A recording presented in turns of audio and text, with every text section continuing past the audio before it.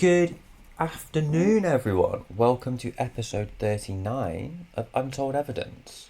On the 16th of December 2017, the New York Times published an article. The headline reads, "Glowing Auras and Black Money, the Pentagon's Mysterious UFO Program." The article, by Helene Cooper, Ralph Blumenthal, and Leslie Kean, revealed that the United States Department of Defense had, for at least a decade, funded a secret program to investigate our aerial phenomena. The program was real, it had a budget, it had names, it had an office, while the same Pentagon who funded it was publicly telling journalists there was nothing to investigate. The program had two names. The first name was the Advanced Aviation Threat Identification Program, AATIP for short. The second name was the Advanced Aerospace Weapons System Application Program, the AAWSAP for short. Whether they were two separate programs or two phases of the same one is a matter of disagreement with the UAP research, and is still a matter of disagreement to this day. The Pentagon, in subsequent statements, has at various times described the AATIP as a separate, smaller, later effort focused on threat identification only. People who actually worked on the program, including Luis Elizondo, who has identified himself as its director from 2010 to 2017, have described it as a continuous effort. So for the purpose of this episode, AATIP is the name most commonly used in the public conversation, so that's the one we're going to use.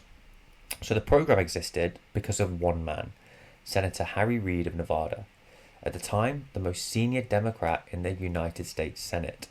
In 2007, following private briefings from a Las Vegas billionaire named Robert Bigelow, Reid arranged for the Defense Intelligence Agency to receive $22 million allocated earmarks for, in formal language, advanced aerospace threat assessment.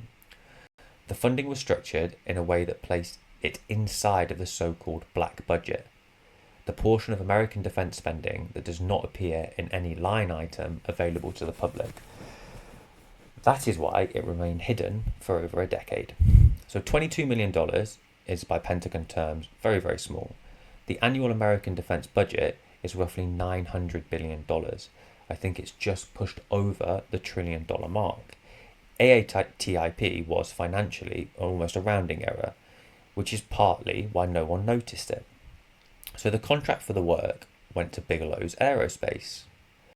Bigelow Aerospace was, and to a degree still is, a private aerospace company founded by Robert Bigelow himself, a Las Vegas hotel chain owner, specifically of the budget suites of the American hotels, who became, over decades, one of the most consistent private funders of UAP research in the United States. Bigelow's interests were not new in 2007.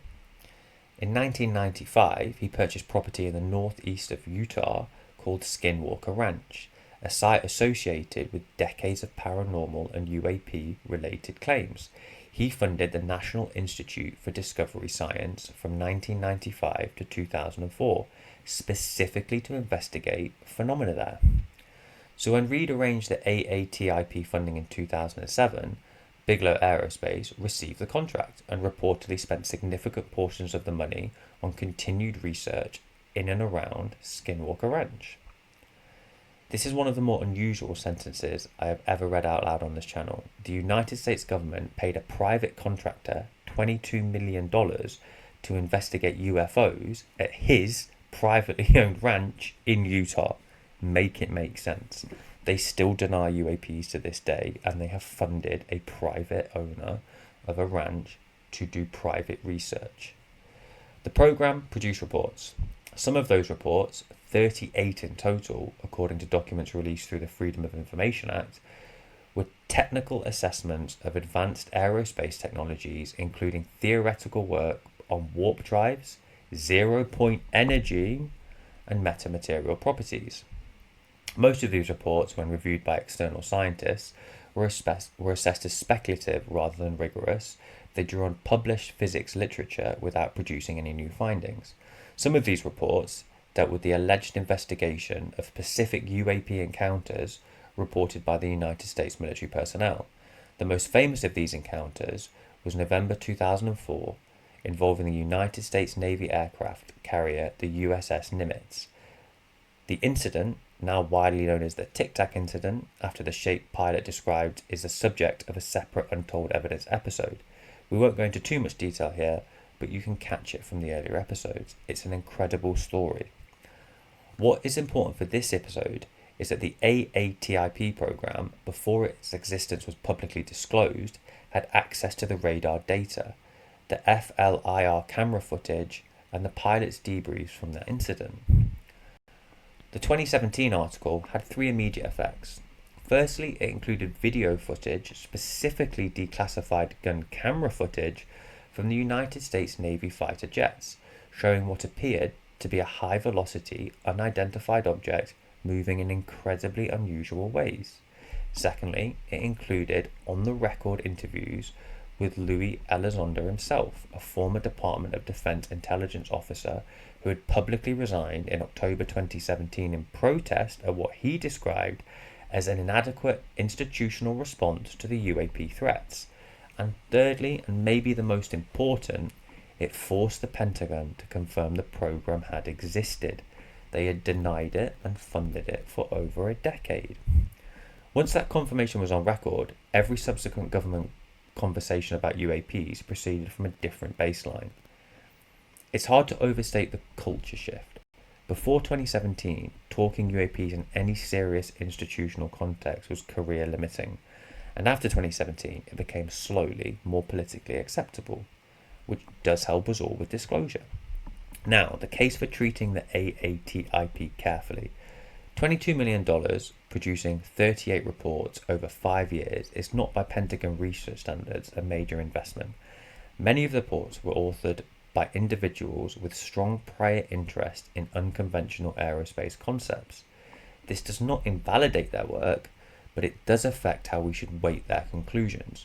The program's status as a Defense Intelligence Agency project with classified handling also gave it institutional weight that under the underlying research arguably did not always justify. There is also a documented argument within American intelligence circles that the AATIP, through real, was used both as a cover for actual UAP investigations and as a vehicle for funding speculative aerospace research that could not have been justified on its own merits. Both interpretations might be partially true. We do know that black ops and black sites exist, and the money is funneled in a way that is extremely hard to track. So although privately executed, it could be argued that it is governmentally funded. So the Pentagon's All-Domain Anomaly Resolution Office, established in 2022, has stated repeatedly that it has found no evidence of any government-held material of non-human origin. People who claim such material exist, including David Grush himself, argue that the AARO does not have access to the relevant programs. So here's where the AATIP actually sits in the historical records. It was real, it was funded, it produced documents that have in part been declassified, it was managed in a way that hid it from the public view for a decade. In 2017, New York Times article did not by itself disclose any extraterrestrial evidence.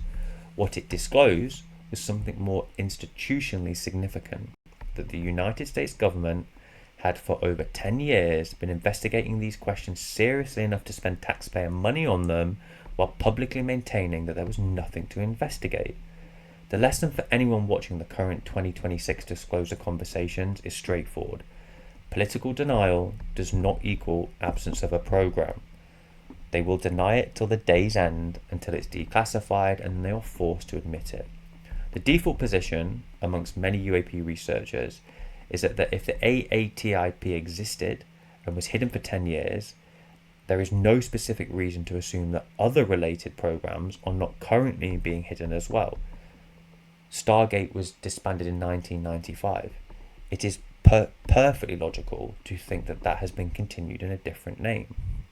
Whether the suspicion is correct is something we may or may not find out. Let's hope we find out in the next 12 months. Names matter, records matter, facts matter. If you found this episode useful, please hit a subscribe and a like. Any questions, drop a comment. Any topics you want us to cover, please comment. Until then, I hope you enjoyed this one, and we'll see you next time.